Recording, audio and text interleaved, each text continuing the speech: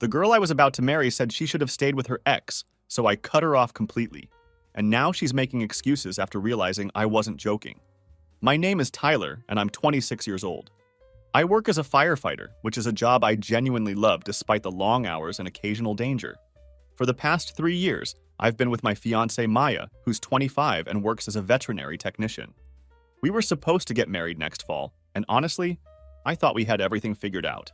I own my house, which was something I'd worked really hard for in my early 20s. Maya moved in about a year ago, and for the most part, life felt pretty good. We had our routines, our plans for the future, and what I believed was a solid relationship built on mutual respect and love. I was completely wrong about that last part. Everything started going sideways around October. That's when Maya began acting different in ways that were subtle at first, but became impossible to ignore. She started spending significantly more time on her phone, which wasn't necessarily unusual by itself, but the way she guarded it definitely was. She wouldn't let me see who she was texting, even in casual situations where we'd normally share that kind of thing. Maya also began going to bed much earlier than usual, and she seemed emotionally distant from me in a way that felt completely new. When I'd ask her what was wrong or if something was bothering her, she always had an excuse ready. She'd blame work stress, or say that wedding planning was overwhelming her, or come up with some other explanation that sounded reasonable on the surface, but didn't quite add up. The phone situation really bothered me more than anything else. We'd always been pretty relaxed about our phones before this started. If hers rang while she was in the shower, I'd answer it like any normal couple would. If she needed to check something on my phone while I was driving, that was never an issue. But suddenly, she became incredibly protective of her device. She started keeping her phone face down on the table constantly, taking it with her to the bathroom, and making sure it was never charging somewhere I could easily see the screen. These might seem like small things, but when you've been with someone for 3 years, you notice when their behavior patterns change so dramatically. I tried talking to her about all of this multiple times, but every conversation followed the same script. She'd insist that everything was fine, that I was being paranoid, and that I needed to trust her more. Like an idiot, I backed off and tried to give her space. I started picking up extra shifts at work to save money for our upcoming honeymoon in Costa Rica, which was a trip she'd been excited about for months. Working 60-plus-hour weeks sometimes meant I was spending less time at home, which also meant I had fewer opportunities to notice her increasingly strange behavior. Looking back, I wonder if that was partly intentional on my part. Maybe I was subconsciously avoiding dealing with the obvious red flags because I didn't want to face what they might mean. We had talked extensively about going to Costa Rica for our honeymoon. Maya had never been there and had always expressed a desire to see the country, so I was determined to make it happen. I picked up as much overtime as I could manage, sometimes putting in 60-plus-hour weeks to save the extra cash we'd need for the trip. The additional income would help us have the kind of honeymoon experience we both wanted, without having to worry about money while we were there. However, working those extended hours meant I was spending significantly less time at home, which inadvertently gave me fewer opportunities to notice the full extent of Maya's increasingly bizarre behavior. In hindsight, I think part of me might have been subconsciously avoiding the situation, because dealing with it would mean confronting some uncomfortable truths about our relationship. During the last few weeks before everything completely exploded, Maya had become practically a different person. She was still going through all the motions of being my fiancée, still participating in conversations about our wedding plans and discussing our future together. But something fundamental had changed. Everything felt forced and artificial, like she was acting out a role in a play rather than actually being excited about marrying me. The conversations about our wedding felt particularly hollow. She'd respond to questions about flowers or venue details, but there was no genuine enthusiasm behind her words. When we'd talk about our future plans, like where we might want to live long-term or whether we wanted kids, she seemed to be giving me the answers she thought I wanted to hear, rather than expressing her own genuine feelings and desires. Despite all these warning signs, I was still in complete denial about what was really happening. I kept making excuses for her behavior in my own mind, telling myself that once we got through the stress of wedding planning, everything would return to normal. I convinced myself that she was just someone who shut down emotionally when dealing with big life events, and that her distant behavior was temporary. I couldn't have been more wrong about any of it. The truth was so much worse than anything I had imagined, and I was about to find out just how badly I had misread the entire situation. Last month, we had plans to go out to dinner on what should have been a perfectly ordinary Wednesday night. Maya had picked out this Mexican restaurant that we'd been to a few times before. Nothing particularly special or romantic, just a casual weeknight date. I was actually looking forward to it because we'd barely seen each other all week due to my work schedule, and I thought it would be a good opportunity to spend some quality time together and maybe reconnect.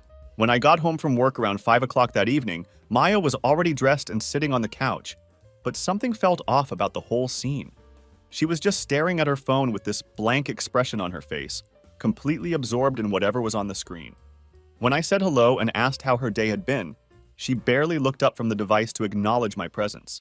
I asked if she was ready to head out to dinner, and she responded with a flat "sure" that sounded like she was doing me some kind of favor by agreeing to go. Her tone was completely devoid of any enthusiasm or warmth, which was unusual even given how distant she'd been lately. It felt like she was going through the motions of our relationship without actually wanting to participate in it. We arrived at the restaurant and the hostess seated us at a nice table by the window. It should have been a pleasant setting for a relaxing dinner together, but the atmosphere between us felt tense and uncomfortable. Maya continued to seem distracted and disengaged, checking her phone periodically and giving short responses to my attempts at conversation. Finally, I decided I couldn't ignore the elephant in the room any longer. I asked her directly what was wrong, which was probably the third time that day I'd posed the same question. She put her phone down on the table and looked at me with an expression I'd never seen before. There was something nervous about her demeanor, but also excited in a way that made my stomach drop with dread. "I need to tell you something," she said, and those words immediately filled me with a sense of impending doom. Then she dropped the bombshell that would change everything between us. Brandon reached out to me. Brandon was her ex-boyfriend from college, someone I'd heard about but never really considered a threat to our relationship. My stomach immediately plummeted when she mentioned his name, because I instinctively knew that whatever she was about to tell me wasn't going to be good news. Maya proceeded to explain that Brandon had found her on Instagram a few weeks earlier. According to her, he'd been thinking about her and told her that he'd made a mistake when they broke up years ago. They had been talking, really talking, as she put it, about everything that had happened between them and about how they never should have broken up in the first place. I asked her directly if she'd been texting her ex-boyfriend for weeks without telling me, and she tried to downplay the situation at first. She claimed it wasn't like that initially, that they were just catching up as old friends. But then she admitted that old feelings had started coming back during their conversations. She said that what she and Brandon had shared was different from our relationship, more intense and passionate. Then Maya delivered the words that would completely destroy our 3-year relationship and our engagement. She looked me straight in the eye and said, "You know what, Tyler? Brandon used to make me feel like I was drowning in the best way possible. With you, I feel like I'm floating in a kiddie pool. Safe, shallow, and boring as hell." She wasn't finished devastating me yet. She continued, "I keep wondering if this is really what love is supposed to feel like, or if I'm just settling because you're convenient. Maybe Brandon is better for me." There it was, laid out in the most brutal way possible. She had just called our entire 3-year relationship boring. She'd called me convenient, like I was some kind of backup plan she'd settled for when she couldn't have what she really wanted. She'd told me, in a crowded restaurant on a Wednesday night, that her ex-boyfriend was better for her than I was. I sat there for what felt like an eternity, probably 30 seconds of complete silence, just staring at her while my brain tried to process what she'd just said. The woman I was planning to marry had essentially told me that I was her consolation prize, that our entire relationship had been her settling for less than what she thought she deserved. Maya looked nervous now, like she was starting to realize the full impact of what she'd just confessed. But she didn't take any of it back. She didn't try to soften the blow or explain that she'd misspoken. She just sat there waiting for my response to the bomb she'd just dropped on our relationship. "All right," I said finally, after what felt like the longest 30 seconds of my life. "Well, now nothing's stopping you." The color drained from Maya's face completely. She looked like she hadn't expected me to respond so definitively, like maybe she'd thought I would fight for her or beg her to reconsider. But I told her plainly that she had just said her ex-boyfriend was better for her, so she should go be with him. The only condition was that she couldn't do it while living in my house. Maya immediately tried to backtrack and take back what she'd said, but I was completely done listening to her bullshit. The damage was already done, and there was no way to unsay words like that. I dropped $40 on the table to cover our dinner, told her I was going home, and said I expected her to be packing her belongings when I got there. The drive home was absolutely surreal. Here I was, after 3 years together and 6 months of being engaged, having just been told by my fiancé that I was essentially her consolation prize. Some guy who had dumped her in college was apparently a better option than the man who had bought her a house and was about to marry her. The whole situation felt like a nightmare that I couldn't wake up from. I kept replaying her exact words in my head during that drive. Drowning in the best way possible versus floating in a kiddie pool. Safe, shallow, and boring. Convenient. Those words were going to be burned into my memory for a very long time, and I knew it. No matter what happened next, I would never forget the way she looked at me when she said them. When I got home, Maya was sitting on the couch crying. But I was completely done with her tears and her emotional manipulation. I told her to start packing her stuff immediately. She tried to argue with me and convince me that we could work things out, but I wasn't interested in hearing any of it. While she was still talking and trying to justify her behavior, I went to the kitchen and canceled our joint checking account using my phone. I also called my bank to make sure she couldn't access any of my other accounts or financial information. I wanted to make it crystal clear that this relationship was over and that I wasn't going to be financially entangled with someone who saw me as a backup plan. It took Maya about 2 hours to pack everything she owned. I didn't help her at all, just sat at the kitchen table and let her figure it out on her own. When she was finally finished, she stood by the front door with her suitcases, looking at me like she expected me to change my mind or ask her to stay. She asked if I wanted the engagement ring back, and I told her yes. She set it on the coffee table without any ceremony or sentimentality. Before leaving, she had the audacity to tell me that it was crazy to throw away 3 years over one conversation. "You're the one who threw it away," I told her. "I'm just cleaning up the mess." And that was it. She left, and I was suddenly single again after 3 years of being in what I thought was a committed relationship. I sat there in my house, which felt way too quiet now, looking at an engagement ring on my coffee table and wondering what the hell had just happened to my life. By the next morning, the phone calls started coming in. First, it was my mom, then my sister Lindsay, then my dad. Word travels incredibly fast when you're supposed to get married in 2 months and your fiancé suddenly moves out of your house. I kept my explanations simple and straightforward with all of them.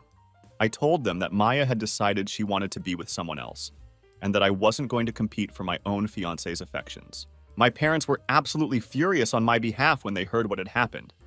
My mom wanted to know all the details about whether there was another man involved in the situation. When I told her about Brandon and explained the whole story about Maya's college ex-boyfriend, she went off about how Maya was throwing away something good and stable for what was essentially a fantasy based on nostalgia. My dad took a more practical approach to the situation. He asked if I needed any help dealing with wedding vendors or canceling arrangements that we'd already made. Since we were supposed to get married in just 2 months, there were a lot of logistical details that needed to be handled, and the financial implications were going to be significant. Lindsay, my sister, had the most straightforward reaction of all. She just called Maya an idiot, which honestly made me feel better than all the sympathy and analysis from everyone else. Sometimes you just need someone to validate that the person who hurt you made a really stupid decision. The hardest phone call came from Maya's parents, who had always been kind to me during our relationship. Her mom called me crying and begging me to work things out with their daughter. She kept insisting that Maya was just confused and scared about getting married, and that it was completely normal for people to have doubts before such a big commitment. She seemed convinced that this was just a case of pre-wedding jitters that would blow over if I was patient enough. I tried to explain to her that this situation went far beyond normal wedding anxiety, but she wouldn't listen to reason. This wasn't about Maya being nervous about marriage in general. This was about her telling me that another man was better for her and that our entire relationship was boring and convenient. Maya's dad left me a voicemail saying that I was giving up too easily and that real relationships require work and commitment through difficult times. I didn't bother calling either of them back because I honestly didn't know what I was supposed to say. Was I supposed to tell them that their daughter had called me boring and convenient compared to her ex-boyfriend? Was I supposed to explain that she'd been emotionally cheating for weeks? They wouldn't want to hear those details anyway, and it would just make the situation more painful for everyone involved. Dealing with our mutual friends turned out to be the trickiest part of the whole situation.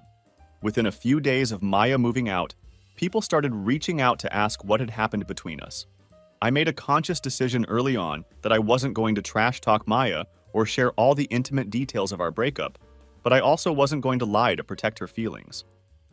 When people asked me directly what had caused our relationship to end, I developed a simple response that told them everything they needed to know without getting into specifics. I would just say, Ask Maya about Brandon, and leave it at that.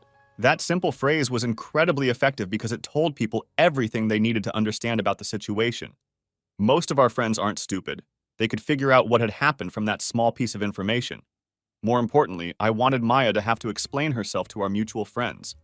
I wanted her to be the one who had to tell people why she had thrown away our relationship for her college ex-boyfriend. Word spread through our friend group incredibly quickly. We don't have a huge social circle, maybe 15 people total.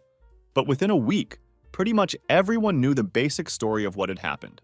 The reactions were mixed, but they were mostly in my favor, which was validating. All the guys were completely on my side. They understood why I couldn't stay with someone who had basically called me her backup plan. They got that this wasn't about jealousy or insecurity. This was about self-respect and refusing to be someone's second choice. Some of the women in our friend group thought I was being too harsh in my response. They believed I should have tried couples counseling or given Maya time to figure out her feelings before ending the engagement so abruptly. But I wasn't interested in that approach at all. I wasn't going to sit in a therapist's office trying to convince someone to choose me over their ex-boyfriend. I wasn't going to wait around while my fiancée figured out whether she wanted to be with me or some other guy. That's not how healthy relationships work, and I wasn't willing to compromise my self-respect for the sake of saving a relationship with someone who clearly didn't value what we had together. The worst part of this entire situation was dealing with all the wedding arrangements we'd already made. We had put deposits down on absolutely everything: the venue, catering, photographer, DJ, and flowers.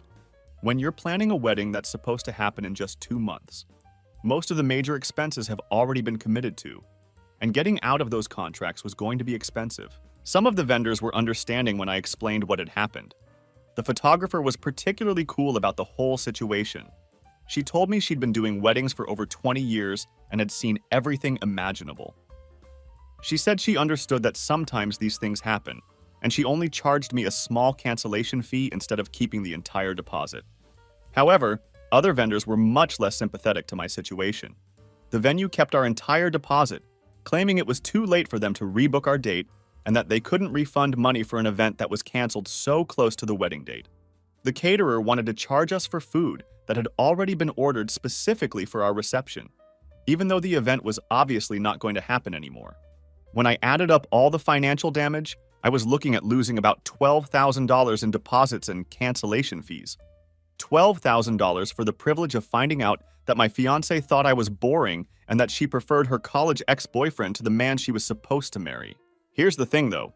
I didn't ask Maya to help with any of the financial hit we were taking. I could have taken her to small claims court to recover half of the costs, since she was equally responsible for the decision to get married and equally responsible for the cancellation. But I wanted a completely clean break from her and from this situation. The money absolutely sucked to lose, especially on a firefighter's salary, but it was worth it to me to not have to deal with Maya anymore. I didn't want to be tied to her through legal proceedings or financial disputes. I wanted her completely out of my life. And if that cost me $12,000, then so be it. The financial aspects weren't even the hardest part of dealing with the wedding cancellation. The most brutal part was having to call all of our friends and family members to let them know that the wedding was off. These conversations were absolutely terrible because everyone wanted more details about what had happened, and they all wanted to know if there was any chance we might work things out. Explaining the same story over and over again to people who cared about both of us was emotionally exhausting. Everyone had their own opinion about what I should do, whether I was making the right decision, and how I should handle the situation. Some people thought I should fight harder for the relationship, while others thought Maya had shown her true colors and that I was better off without her. The most surprising reactions came from some of the veterinary technicians at Maya's clinic. 3 different women who worked with her reached out to me directly, not to defend Maya or try to convince me to take her back, but to check on how I was doing and to basically tell me that she had screwed up badly. These were people who worked with Maya every single day and knew her better than almost anyone else in her life. The fact that they were taking my side and reaching out to support me told me everything I needed to know about how Maya was handling the situation at her workplace. If her own coworkers thought she was in the wrong, then I knew I wasn't crazy for walking away from this relationship. Apparently, Maya had been telling people at work that we had grown apart and had different visions for our future together. It was typical bullshit designed to make herself look better and avoid taking responsibility for what had actually happened. But veterinary technicians are smart, observant people. and they could probably see right through her sanitized version of events. Plus, if Maya had been acting weird and distant at work the same way she'd been acting weird and distant at home, her coworkers had probably noticed that something was seriously wrong with her behavior long before our relationship officially ended. About 2 weeks after Maya moved out of my house, I heard through a friend that she had been posting things on social media about following your heart and not settling for less than you deserve. This absolutely infuriated me more than almost anything else that had happened during this entire ordeal. She was making it sound like I was the one who wasn't good enough for her, like she had somehow outgrown me or evolved beyond our relationship. She was painting herself as someone who had courageously chosen to pursue true love instead of settling for a mediocre relationship. The revisionist history was incredible. Suddenly, I was the problem, and she was the brave woman who had chosen passion over security.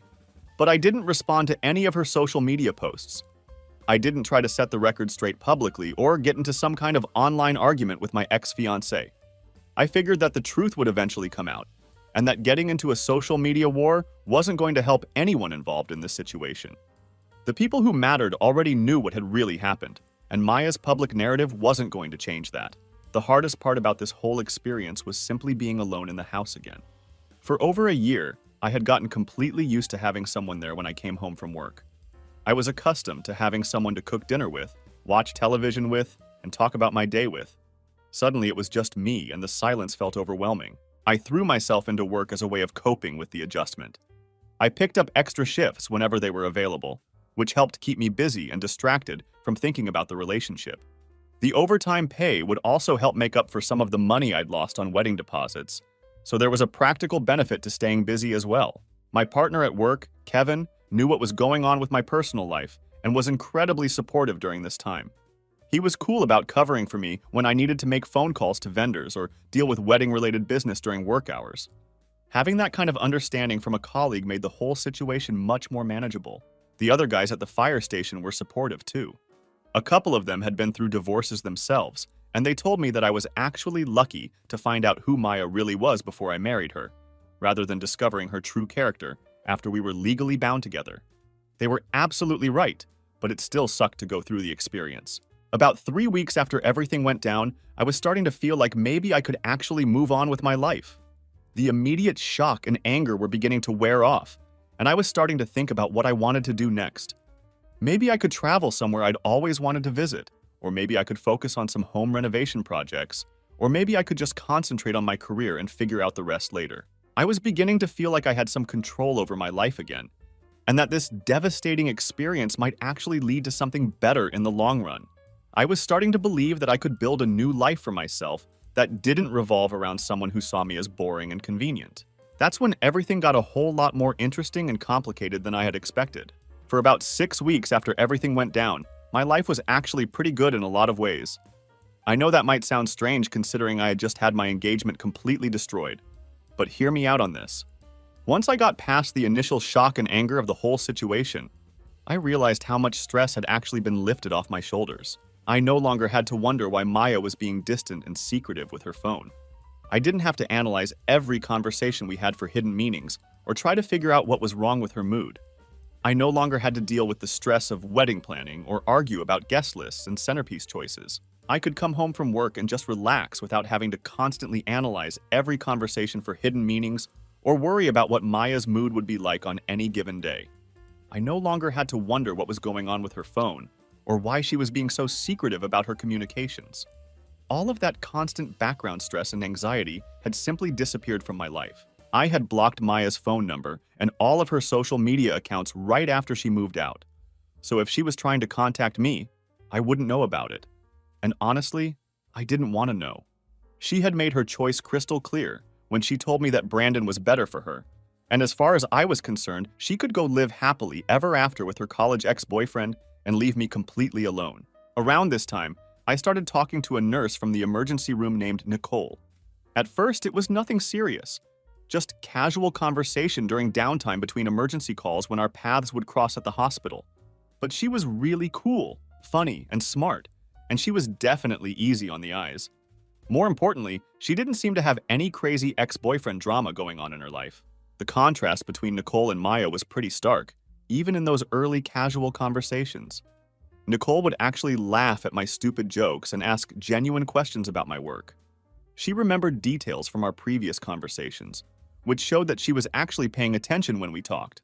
These were all basic relationship behaviors that Maya had completely stopped doing months before our breakup, and it made me realize just how checked out Maya had really been toward the end of our relationship. I wasn't looking to jump into anything serious right away, and Nicole seemed to understand and respect that boundary. We were just two people who enjoyed each other's company without any pressure or expectations about where things might lead.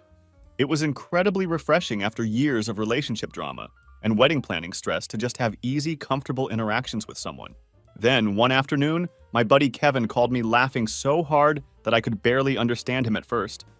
I was at home doing some work around the house when my phone rang, and Kevin was absolutely cracking up on the other end of the line. "Dude!" He finally managed to get out between fits of laughter. "You're not going to believe this shit!" Kevin works with a guy whose girlfriend is friends with one of Maya's veterinary technician friends. It's a small world with lots of interconnections, and apparently word had gotten back to him about what had happened with Maya and Brandon. The news he had for me was absolutely incredible. "Your ex got dumped," he said, still laughing hysterically. "Brandon dumped her ass." I sat down on my couch, trying to process this information and make sure I was understanding correctly. "What do you mean he dumped her?" I asked. "I mean, he used her for about 6 weeks and then told her he didn't really love her anymore," Kevin explained. "Said he just wanted to make sure about his feelings or some bullshit excuse like that." The irony of this situation was absolutely incredible. After all of Maya's talk about their epic love story and how passionate and intense their connection was, Brandon had basically used her for what amounted to an extended hookup and then tossed her aside again, just like he had done to her back in college. According to Kevin's source, Brandon had been pretty upfront and brutal about the whole thing. He told Maya that being with her again had made him realize that they had both changed too much since their college days. He said that what they'd had together was probably just nostalgia and romantic idealization of the past, and that he didn't see any kind of real future with her. These were all things that Maya should have figured out before she decided to blow up her engagement with me. "Get this," Kevin continued, still chuckling. "Apparently she's been calling him nonstop trying to get him to change his mind. The dude had to block her number because she wouldn't leave him alone." I felt a weird mixture of emotions hearing this news. Part of me felt completely vindicated. I had been right about Brandon being a piece of shit who would end up hurting her again. Part of me wanted to laugh at the irony of her getting a taste of her own medicine and experiencing what it felt like to be rejected by someone she thought she loved. But mostly, I just felt relieved that I had dodged this bullet and wasn't part of this mess anymore. The next few days brought more details through the grapevine about Maya's situation, and each new piece of information was more satisfying than the last. Apparently, Maya had been posting enthusiastically on social media about learning to love yourself and knowing your worth right up until the moment Brandon dumped her. Then suddenly, all of her inspirational posts about following your heart and pursuing true love completely disappeared, and she went completely quiet online.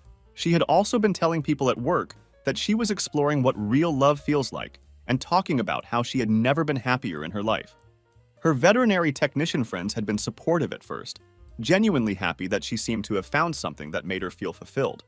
But when the truth came out about Brandon using her and then discarding her, some of them apparently felt pretty uncomfortable about how she had handled the entire situation with me. I heard from my sister Lindsay that Maya's mom had called my mom, crying about how her daughter was going through such a difficult time and asking if there was any chance I would consider talking to Maya. My mom politely but firmly told her absolutely not, that Maya had made her choice and needed to live with the consequences of her actions. I was proud of my mom for setting that boundary and not trying to guilt me into getting involved in Maya's drama. About a week after Kevin's initial phone call with the news about Brandon, I was at the grocery store when I ran into one of our mutual friends, Jessica. She had been at our engagement party and was supposed to be one of Maya's bridesmaids, so seeing her was incredibly awkward. But she was actually really cool about the whole situation and seemed genuinely concerned about how I was doing. "I just want you to know," Jessica said, "that most of us think you handled everything really well. What Maya did was completely messed up, and you had every right to walk away from that situation. It felt really good to hear that validation from someone who knew both of us well and had witnessed our relationship over the years. Sometimes, when you're in the middle of dramatic situations like this, you start questioning whether you overreacted or made the wrong choice." But hearing from someone who had observed everything from the outside that I had done the right thing was incredibly reassuring. Jessica also confirmed what I had been hearing about Brandon and provided some additional context that made the whole situation even more ridiculous. She really thought he was going to leave his whole life behind to be with her, Jessica told me. She was talking like they were going to move in together and start this amazing new life. It was honestly delusional. Apparently, Brandon lived about 3 hours away and had his own established life, career, and probably other women he was seeing on the side. The idea that he was going to uproot his entire existence for a woman he had already dumped once in college was pretty ridiculous when you actually thought about it logically. But that's exactly what happens when you build an elaborate fantasy in your head based on nostalgia and emotional cheating. You convince yourself that your ex was this perfect person who got away, when in reality they're just another flawed human being who already demonstrated once that they don't want to be with you long term. Maya had romanticized a college relationship that had ended for good reasons, and she had convinced herself that Brandon was somehow different and better than he actually was. A few days later, Maya started trying to contact me directly. She called from different phone numbers since I had blocked her original one, but I didn't answer any of the calls. Then she showed up at the fire station where Kevin works part-time, asking him to give me a message about how sorry she was and how she had made a huge mistake with our relationship. Kevin told her to kick rocks, which was exactly the response I would have wanted. He told me later that Maya looked absolutely terrible, like she hadn't been sleeping or eating properly. Part of me felt bad about that, because I'm not a cruel person, and I didn't take pleasure in seeing anyone suffer. But a much bigger part of me thought that she had earned every bit of misery she was currently experiencing. When showing up at my friend's work didn't get my attention or produce the response she was hoping for, Maya apparently decided to try a completely different approach to get me back.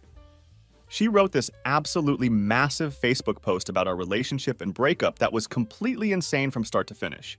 I didn't see it directly because I still had her blocked on all social media platforms. But Lindsay took a screenshot and sent it to me because she thought I needed to know what Maya was saying about me publicly. The post was a complete work of fiction, total revisionist history about what had actually happened between us. According to Maya's version of events, I had never really loved her and couldn't accept that she had a romantic history before our relationship. She claimed that I had abandoned her when she needed support the most, and that I was too immature to handle normal adult relationship problems. What was most infuriating about her post was that there wasn't a single word about Brandon anywhere in it. Not a single mention of her telling me that I was boring and convenient compared to her ex-boyfriend. No acknowledgement of the fact that she had been emotionally cheating with her college ex for weeks. Just a bunch of complete bullshit about how I was the problem, and she was the innocent victim of my supposed inability to handle a mature relationship. The comments on her post were pretty brutal though, which gave me some satisfaction. A bunch of our mutual friends called her out for rewriting history and trying to make herself look better at my expense. Someone posted a comment asking, "Didn't you leave him for your ex?" Another person said, "This isn't how I remember it happening at all." Even some people I didn't know personally were commenting about how her story didn't add up and seemed like she was trying to avoid taking responsibility for her actions. Maya deleted the entire post after just a few hours, but the damage was already done. Everyone could see that she was desperately trying to make herself look better by throwing me under the bus, and most people weren't buying her version of events. That's when I knew that Maya was really desperate and had hit rock bottom. When someone starts making up elaborate stories on social media to make their ex look bad, they've reached a pretty pathetic point in their life. And I was incredibly grateful that I wasn't part of that mess anymore. So my 27th birthday rolled around about 3 months after everything had gone down with Maya. Normally, I'm not particularly big on birthday celebrations. It usually just feels like another day to me. But my family has always made a huge deal about birthdays, especially milestone ones. And they weren't about to let me skip celebrating just because I had recently become single again. I had been seeing more of Nicole over the past month, and when I mentioned that my family was throwing me a birthday party, she seemed genuinely excited about meeting them. That was a really good sign, because it meant she was interested in being part of my life beyond just casual dating. The day of my birthday party, I woke up actually feeling pretty good about my life. I was 27 years old, I owned my own house, I had a solid job that I enjoyed, I had good friends and family who supported me, and I was seeing someone who didn't think I was boring or convenient. That's not a bad place to be, all things considered. It was definitely a hell of a lot better than where I had thought I would be a few months earlier when I was stressed about wedding planning and dealing with Maya's increasingly weird moods and behavior. Nicole showed up around 3 in the afternoon with this amazing red velvet cake that she had made completely from scratch. She remembered me mentioning once in passing that I hated the artificial taste of most store-bought frosting, so she had taken the time to make the entire cake herself just for my birthday. Little thoughtful gestures like that meant more to me than she probably realized, especially coming from someone who actually paid attention to the things I said. My mom loved Nicole immediately, which was a huge relief. They spent about 20 minutes talking about the cake recipe and cooking techniques in general. Nicole was genuinely interested in learning about my mom's cooking methods, and my mom was thrilled to share her knowledge with someone who appreciated it. My dad was grilling steaks on the back patio and invited Nicole to try his secret marinade, which he literally never shares with anyone outside the family. Lindsay pulled me aside at one point during the party and whispered that she completely approved of Nicole, which was absolutely huge because Lindsay has never liked any of my previous girlfriends. She's always been pretty vocal about her opinions when it comes to the women I've dated, so getting her stamp of approval meant a lot to me. The contrast between how Nicole acted at family events versus how Maya used to behave was pretty stark and eye-opening. Maya had always seemed like she was doing me some kind of favor by showing up to family gatherings. She would act like spending time with my relatives was some kind of chore she had to endure for the sake of our relationship. Maya would be polite enough, but she was always distant and disconnected from whatever was happening. She'd be checking her phone constantly throughout the entire event, complaining later about how long the gatherings went on, or how my dad told the same stories over and over again. She never seemed to actually enjoy herself or make any effort to connect with the people who were important to me. Nicole, on the other hand, actually seemed to be having genuine fun.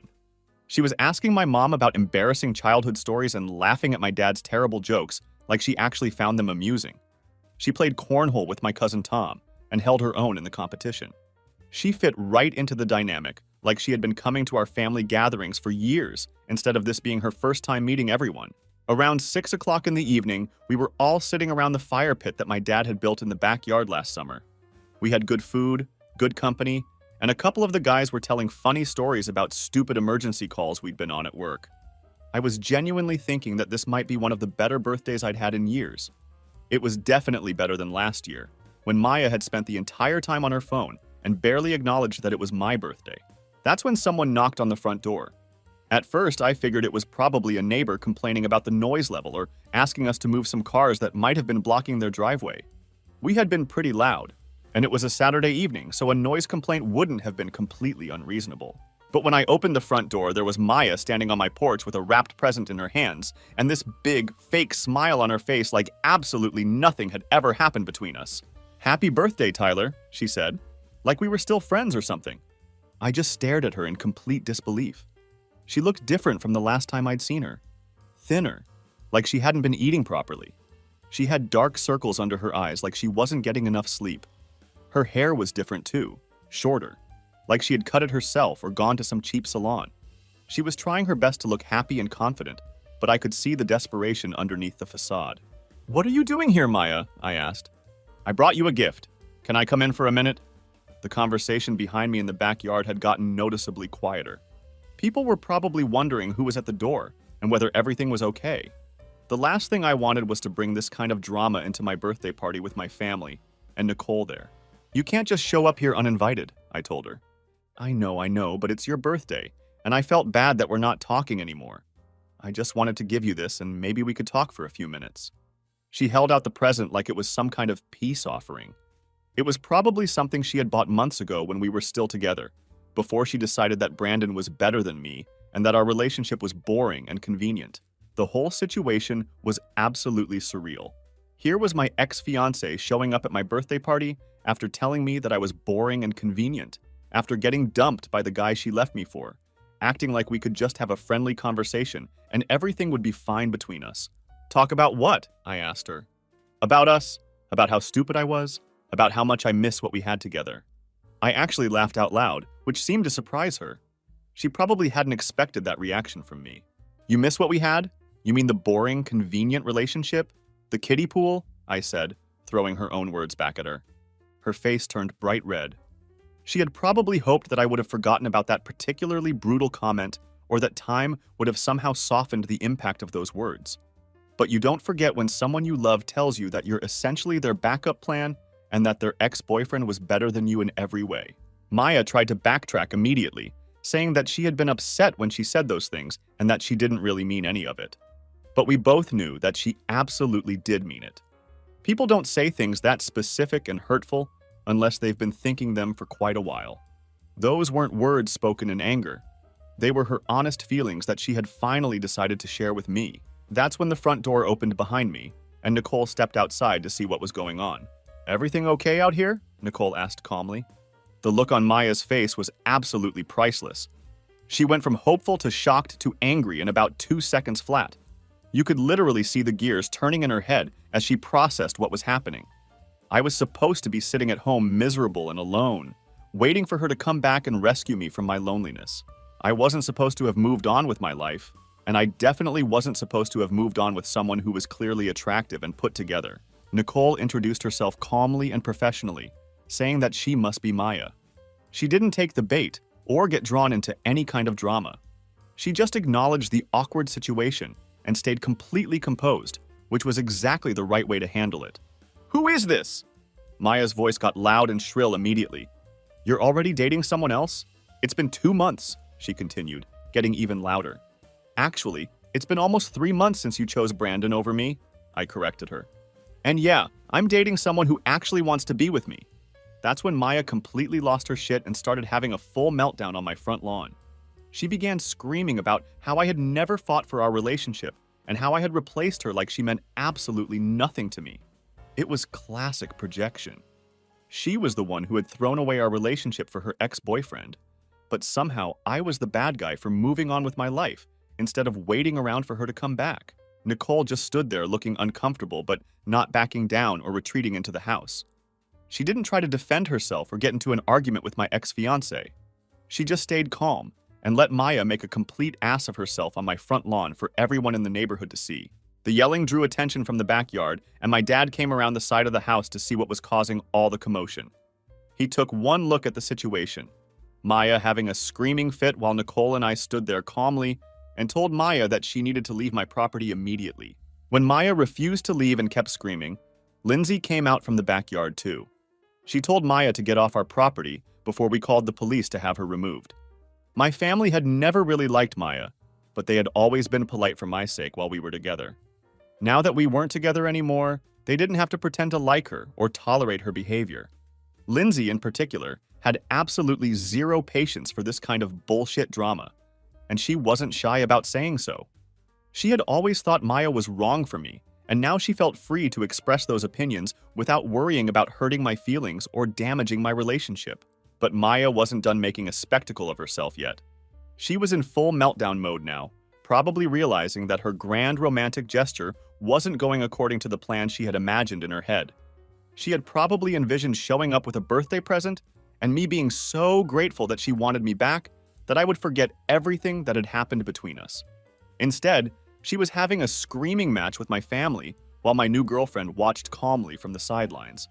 This definitely wasn't the reunion she had been hoping for. Finally, Maya stormed off toward her car, but before getting in, she turned around one more time for a final desperate attempt. "This is ridiculous, Tyler! Don't you think it would just be easier if we got back together? We have 3 years of history together!" I looked at her standing there with mascara running down her face, holding a birthday present for a relationship she had personally destroyed 3 months earlier. This woman had been my fiancée just a few months ago, and now she was a complete stranger having a breakdown on my lawn because I had the audacity to move on with my life instead of waiting around for her to realize that Brandon wasn't going to work out. "Easier for who?" I called back to her. "Because it seems pretty easy for me right now." Maya got in her car and drove off, spinning her tires like a teenager having a tantrum. The whole display was embarrassing and pathetic, and I felt sorry for her in a way, but I was also relieved that this chapter of my life was definitively closed. I went back inside to rejoin my birthday party, where Nicole squeezed my hand supportively and didn't ask any intrusive questions about what had just happened. My family was clearly pissed off about Maya's behavior, but they got over it quickly and didn't let it ruin the rest of the celebration. The remainder of the night was actually really fun. Like Maya's dramatic visit had been some weird intermission that we all agreed to ignore and move past. I never opened the present that Maya had brought for me. I threw it in the trash the next morning without even looking at what was inside. Whatever it was, I didn't want it or need it in my life. That chapter was completely closed, and no amount of birthday gifts or dramatic gestures was going to reopen it. About a month after the birthday party incident, I heard through the grapevine that Maya had moved back in with her parents. Apparently, she couldn't afford her own place on a veterinary technician's salary without someone else splitting the bills with her. The irony of this situation wasn't lost on me at all. She had thrown away a relationship with someone who owned his own house and had a stable, well-paying career for a guy who used her for 6 weeks and then dumped her. I also heard that Maya had taken a leave of absence from the veterinary clinic where she worked. Whether that was her choice or whether the veterinarian had suggested it after her behavior became too erratic and unprofessional, I don't know for sure. But it couldn't have been easy for her to explain to her coworkers why she was suddenly single and living with her parents again after being engaged just a few months earlier. Kevin kept me updated on all the gossip, probably more than I really needed to know. But I have to admit that some of it was pretty satisfying to hear. Apparently, Maya had been trying to get back in touch with other guys from her past, not just Brandon. It was like she was working through a comprehensive list of her ex-boyfriends, trying to find someone who would take her back and validate her worth as a person. It was pretty sad when you really thought about it. But that's exactly what happens when you burn bridges for no good reason. You end up desperately trying to rebuild connections with people who have already moved on with their lives while you've been standing still or moving backward. The funniest part of all the gossip was hearing about how Brandon had reacted when he found out about Maya's birthday party visit to my house. Apparently, someone had told him about her showing up uninvited and having a meltdown on my front lawn, and he was absolutely furious about it. He called her crazy and told mutual friends that he was glad he had gotten out of that situation when he did. That's the thing about guys like Brandon. They're absolutely fantastic at talking women into making terrible decisions, but they disappear the exact moment that things get complicated or messy. He had filled Maya's head with complete bullshit about their epic love story and how they were meant to be together and had never stopped loving each other. Then he bailed the second he got what he wanted from her, and now he was acting like she was the crazy, problematic one. He'd convinced her to leave a stable, committed relationship for a fantasy based on college nostalgia, then abandoned her when the reality didn't live up to the romantic fiction he'd sold her. And now he was talking shit about her to anyone who would listen. Like he was completely innocent in the whole situation and she was just some unhinged ex who wouldn't leave him alone. But honestly, I stopped caring about the Maya and Brandon drama pretty quickly. I had much better things to focus my time and energy on, like building something real and meaningful with Nicole and advancing my career at the fire department. The whole situation had actually taught me exactly what I wanted in a relationship. Someone who chose me first, not someone who needed to be convinced that I was worth their time and attention. Around the 6-month mark after my breakup with Maya, Nicole and I decided to move in together. She had been practically living at my place anyway, and it made financial sense for both of us to share expenses. More importantly, the decision felt completely right and natural. I wasn't nervous about the commitment or worried about her changing her mind about me. When you're with the right person, these kinds of major decisions feel organic and easy instead of forced or anxiety-provoking. Then, about 2 months later, I ran into one of Maya's veterinary technician friends at the grocery store. It was Jessica, the same woman who had told me earlier that I'd handled everything well, and that most of our mutual friends thought Maya had screwed up badly. She mentioned that Maya was back to working full-time, but at a different veterinary clinic across town. Apparently, she had needed a completely fresh start, away from people who knew about the whole Brandon situation and the way she had handled our breakup. Jessica also mentioned that Maya had been asking mutual acquaintances about me, wanting to know if I was still with that nurse and whether I seemed happy in my new relationship. The fact that Maya was still keeping tabs on my life through other people told me that she probably wasn't doing as well emotionally as she wanted everyone to think. But that wasn't my problem anymore, and I wasn't interested in whatever ongoing drama she was dealing with. I had moved on completely from that chapter of my life. I had built a new, better life with someone who actually wanted to be with me, and I wasn't interested in looking backward or getting drawn back into Maya's mess. Some people learn from their mistakes and grow as human beings. Others keep making the same bad choices over and over again, and then wonder why their lives don't improve or why they can't maintain healthy relationships. The wedding dress that Maya had bought for our wedding was probably still hanging in her parents' closet somewhere, serving as an expensive reminder of the life she had thrown away for a fantasy that lasted 6 weeks. Meanwhile, I was building something real and substantial with someone who thought I was worth fighting for, instead of someone who saw me as a convenient backup plan. A year after our breakup, Nicole and I got engaged. It wasn't anything huge or dramatic, just a quiet, intimate proposal during a weekend trip that we had planned together. The whole experience was completely different from my engagement with Maya. With Nicole, everything felt natural and right. There was no anxiety about whether she really wanted to be with me, no wondering if she was settling for me because I was convenient. When word got out about our engagement, Maya finally broke her year-long silence. She sent me a massive text message from a phone number I didn't recognize. She had probably borrowed someone else's phone since I still had her blocked on everything. The message was like reading a novel, full of apologies and excuses and desperate begging for one more chance to explain herself. She said that she had been going through therapy and had realized that she had made the biggest mistake of her life when she chose Brandon over me. She claimed that Brandon had been nothing more than a fantasy, and that I was the real thing, the person who had actually loved her and been willing to build a life with her. She said she had spent the entire past year thinking about me every day and regretting everything that had happened between us. She claimed that she was ready to fight for us now and wanted to meet up somewhere to talk about the possibility of getting back together. According to her message, she had finally realized what she had lost and was prepared to do whatever it took to win me back. She said that she understood now that what we had was special and rare, and that she had been an idiot to throw it away for someone who didn't really care about her. I didn't respond to the text message at all. I didn't even acknowledge that I had received it or read it. Maya had said everything she needed to say a year ago when she told me that Brandon was better for her, and that our relationship was boring and convenient.